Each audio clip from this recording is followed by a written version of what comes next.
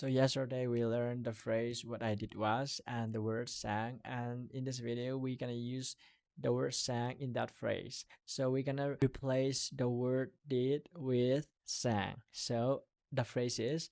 what I sang was it is well with my soul. Okay. Zanya isin sahi what I did was phrase le a sin kamal hi sang chi kamal te rằng ni mà tôi hay là sang chỉ cầm pen phrase song a rằng đến như na điện muna sang pen ông bài đến tôi hay là cuối là ông bài đến là what I sang was mà what I sang was ý kiến là bằng hiện hiểm. Okay, what I sang was chỉ chẳng na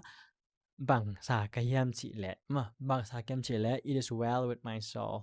It is well with my soul chỉ là cái sa hi tôi hay là it is well with my soul pen ấy là trong ôm lên lòng na cái kha aring hoi hi chi khat mo ka kha aring chi dan to dan khat hi na an zong na wa le zong thei te yu chu pa le hi na